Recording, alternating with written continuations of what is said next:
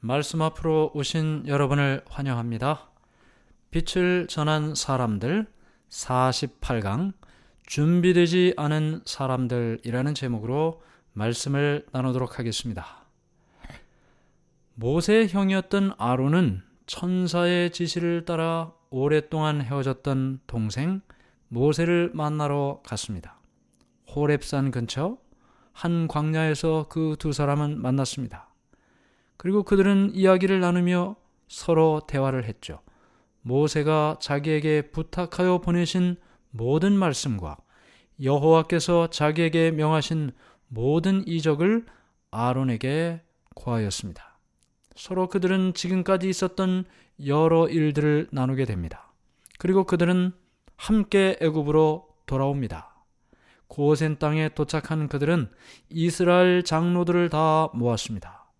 그리고 아론은 하나님께서 모세에게 하신 모든 일들을 그들에게 반복해서 이야기했습니다. 그리고 하나님께서는 모세에게 주신 이적을 백성 앞에 보일 수 있도록 해 주셨습니다. 백성이 믿으며 여호와께서 이스라엘 자손을 돌아보시고 그 고난을 감찰하셨다 함을 듣고 머리 숙여 경배하였습니다. 모세는 뿐만 아니라 왕에게 전할 기별도 가지고 있었습니다. 두 형제 모세와 아론은 이제 하늘의 왕으로부터 보냄을 받은 대사로서 바로의 궁전에 들어가 그분의 이름으로 애굽의 왕 바로에게 말을 전했던 것입니다. 출애굽기 5장 1절 말씀입니다. 그 후에 모세와 아론이 바로에게 가서 이르되 이스라엘의 하나님 여호와께서 이렇게 말씀하시기를 내 백성을 보내라. 그러면 그들이 광야에서 내 앞에 절기를 지킬 것이니라 하셨나이다. 하나님의 기별을 그에게 전했습니다. 내 백성을 보내라. 그랬더니 바로가 뭐라고 대답을 하나요? 출애굽기 5장 2절 말씀입니다. 바로가 이르되 여호와가 누구이기에 내가 그의 목소리를 듣고 이스라엘을 보내겠느냐? 나는 여호와를 알지 못하니 이스라엘을 보내지 아니하리라. 나는 모른다고. 나는 여호와가 누군지 모르니 이스라엘 백성들도 보내지 않겠다. 계속해서 출애굽기 5장 3절에 이렇게 이야기합니다. 그들이 이르되 히브리인의 하나님이 우리에게 나타나셨은즉 우리가 광야로 사흘 길쯤 가서 우리 하나님 여호와께 제사를 드리려 하오니 가도록 허락하소서. 여호와께서 전염병이나 칼로 우리를 치실까 두려워하나이다. 이 모든 일들을 들은 바로 왕은 생각했습니다. 모세나 아론 이 사람들이 백성들을 선동하고 있다. 그렇게 생각을 했습니다. 왕이 분노했습니다. 모세와 아론아, 너희가 어찌하여 백성으로 역사를 쉬게 하느냐? 가서 너희의 역사나 하라. 그렇게 이야기를 했습니다. 벌써 이 애굽 바로를 비롯해서 애굽의 지도자들은 모세와 아론 때문에 노예들인 이스라엘 백성들이 제대로 일을 하지 않을 것이다. 그렇게 생각을 했던 것입니다. 이 이스라엘 사람들이 노예 생활을 하는 중에 어떻게 살았을까요? 아침에 해 뜨면 나가 일하고 저녁에 해 떨어지면 들어와 쓰러져 잤습니다. 다음 날도 마찬가지죠. 매일매일 사는 날이 똑같습니다. 일하고 자고 일하고 자고 어느 요일인지도 모르죠. 안식일을 잊어버린지는 오래입니다. 하나님께 예배 드리는 일 다 잊어버렸습니다. 어떻게 하나님께 순종하고 살았는지 다 잊어버렸습니다. 하나님의 율법에 관한 지식도 잊어버렸습니다. 말씀대로 사는 삶에서 그들은 떠나 있었던 것입니다. 사실 실제로 그들의 삶을 자세히 살펴보면 하나님을 믿는 신앙생활을 할 수가 없는 삶이었죠. 그러나 모세는 하나님을 순종하는 것이 하나님의 백성으로서 첫 번째 일이라는 것을 백성들에게 보여줬습니다. 안식일 준수를 회복하려는 일을 시도했습니다. 그러나 안식일을 지키는 일 자체가 일을 하지 않는 것으로 여겨지니 애굽 지도자들이 볼 때는 안 되는 일이라고 생각을 했겠죠. 왕은 또 분노를 했습니다. 이스라엘 백성들이 자신을 섬기는 일에 반역을 하는 것이라고 의심했습니다. 그러면서 점점 더 노동의 강도를 높였습니다. 이렇게 불만을 갖게 되는 것, 또 왕에게 요구하는 일은 너무 시간이 많아서, 너무 편해서 그런 일을 한다고 생각을 했습니다. 그래서 이런 생각 다시는 하지 못하도록 더 많은 일을 하도록 해야 되겠다. 그래서 그들에게 더욱 많은 일을 시키라고 명령을 내렸습니다. 그 당시에 건축을 하는 일이 그들의 주된 일이었는데요. 그들이 건축을 할 때는 벽돌을 만들어서 쌓아갔습니다. 햇볕에 말린 벽돌이었습니다. 그런데 이렇게 벽을 쌓은 다음에 그 앞에다가 이제 돌을 붙이는 그런 건축물이었습니다. 벽돌을 만들기 위해서 많은 노예들이 동원이 됐고 짚을 썰어서 진흙과 섞어가지고 그래야 진흙이 이렇게 딱딱하게 결합할 수 있는 거죠. 그렇기 때문에 많은 양의 짚이 필요했습니다. 그런데 지금까지는 이 일은 그들이 해도 이런 짚은 다 왕이 공급을 해줬습니다. 그런데 왕이 더 이상 짚을 공급해주지 말라고 명령을 내렸던 것입니다. 이제 모든 노예들은, 이스라엘 백성들은 스스로 짚을 구하고 그리고 벽돌을 예전처럼 같은 숫자만큼의 벽돌을 만들어내야만 했습니다. 이 명령은 애굽에 있는 모든 노예들, 이스라엘 백성들에게는 큰 고통을 안겨주는 일이었습니다. 그래서 작업량이 너무 많아서 이것을 달성하기는 불가능한 것처럼 보였어요. 그것을 이루지 못할 때는 잔인하게 매를 맞았습니다. 이렇게 이런 일들이 반복되자 백성들은 오히려 모세에게 불평을 하고 비난을 하게 됐습니다. 왜 이런 일을 시작해서 우리를 이렇게 고생을 하게 만드느냐고. 너희가 우리로 바로의 눈과 그 신하의 눈에 미운 물건이 되게 하고 그들의 손에 칼을 주어 우리를 죽이게 하는도다. 여호와는 너희를 감찰하시고 판단하시기를 원하노라 하고 그들에게 이야기를 한 것입니다. 모세와 아론에게 이야기를 했던 것입니다. 백성들의 고통은 점점 심해졌습니다. 모든 사람들이 연합해서 이런 모든 일의 책임이 모세 때문이라고 비난을 했습니다. 이런 비난을 받으면서 모세는 하나님께 간절히 기도를 합니다. 주여 어찌하여 이 백성으로 학대를 당케 하셨나이까? 어찌하여 나를 보내셨나이까? 내가 바로에게 와서 주의 이름으로 말함으로부터 그가 이 백성을 더 학대하며 주께서도 주의 백성을 구원치 아니하시나이다 하고 주님께 기도를 했습니다. 그랬더니 하나님께서 이렇게 말씀하셨습니다. 이제 내가 바로에게 하는 일을 내가 보리라. 강한 손을 더함으로 바로가 그들을 보내리라.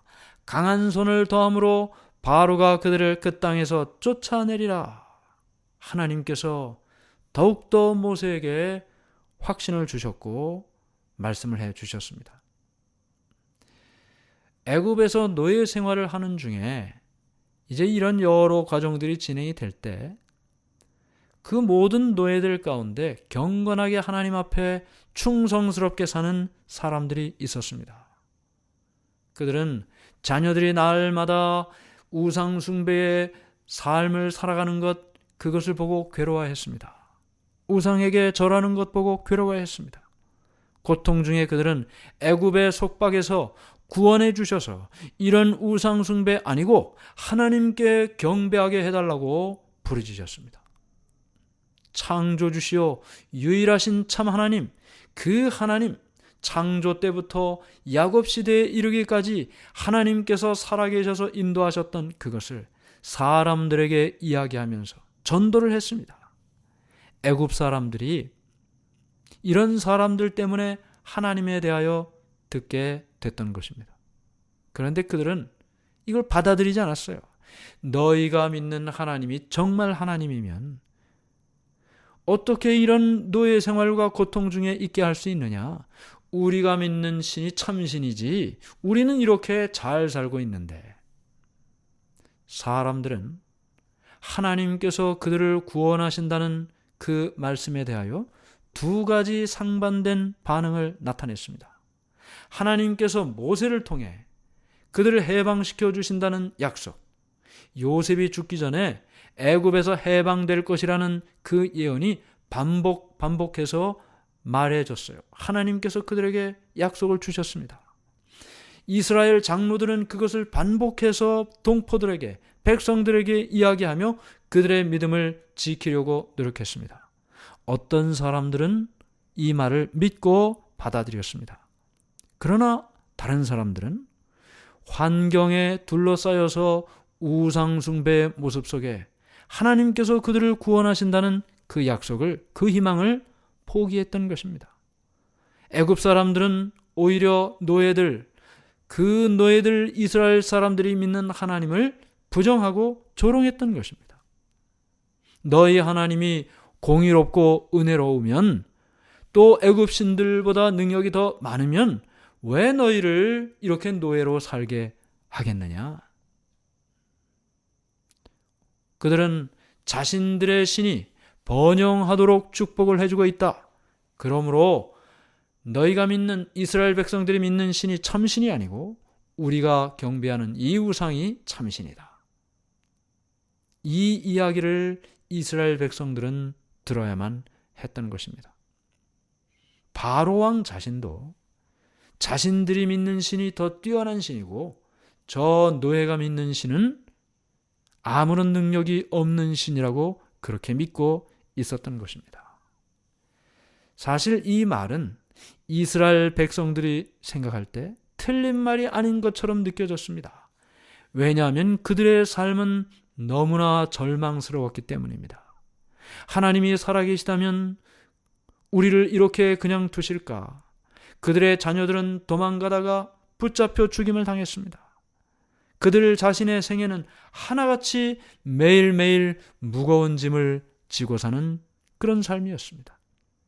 그래도 그들은 하늘의 하나님을 경배하고 살았습니다. 하나님만이 모든 신들 위에 계시고 모든 우상 숭배자들의 이 핍박 가운데에서 우리를 결코 버려두지 않으실 것이다. 이런 믿음을 가지고 그들은 기도하고 하나님을 신뢰하며 그렇게 살았던 것입니다. 그러나 대부분의 히브리 사람들은 아무런 특별한 신앙의 시련이나 실제적인 고통 그리고 어려움 없이 자유를 얻게 되기를 기대했습니다. 어려움 없이 이런 노예에서 해방되기를 원했다는 말이죠. 그러나 그들은 아직 해방될 준비가 되어 있지 않았습니다. 하나님에 대한 신앙, 하나님께 대한 신앙이 거의 없었습니다. 하나님께서 그들을 위하여 일하시기에 아직 그들은 준비가 되어 있질 않았다는 것입니다. 그들은 고통을 참을 준비가 되어 있지 않았습니다. 인내할 준비가 되어 있지 않았습니다. 희망을 가질 준비가 되어 있지 않았습니다. 많은 사람들은 낯선 땅으로 이주하는 데 따르는 여러 고난, 고통, 어려움 이런 일을 당하기보다는 차라리 그냥 여기에 노예 상태로 머물러 있는 것이 좋겠다. 이렇게 생각하고 있었던 것이죠. 어떤 사람들은 이미 애굽 사람들의 습관과 매우 비슷하게 살아가고 있었습니다. 애굽에 살기를 좋아했습니다. 그래서 하나님께서는 바로 앞에서 바로 그 능력을 나타내셔서 이스라엘 백성들을 해방시키지 않으셨던 것입니다. 하나님께서는 이 애굽 왕의 포악한 정신이 더욱 드러나게 하시고 또 당신의 백성들은 그 모든 일들이 하나님께로부터 나타나는 일이라는 확신을 가질 수 있도록 그들을 준비시키는 과정이 필요했던 것입니다. 하나님께서 이 모든 일들을 모세를 통해서 하시는데 만약에 이스라엘 백성들이 애굽을 떠나고 싶어 했다면 아마 모세가 일하기가 훨씬 쉬웠을 것입니다. 그러나 이스라엘 백성들이 애굽에 머물러 있기를 원했기 때문에 모세의 사명은 쉽지 않게 수행이 됐던 것이죠. 오늘 우리는 이스라엘 백성들을 위하여 그들의 해방을 위하여 모세가 애굽으로 돌아간 이야기를 보았습니다.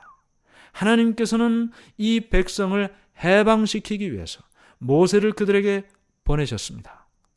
그러나 아직 이스라엘 백성들은 준비가 되질 않았습니다. 하나님의 역사를 바라볼 믿음의 준비가 되어 있질 않았습니다. 더 높은 곳에 오르기 위하여 고통을 참을 준비가 되어 있질 않았습니다.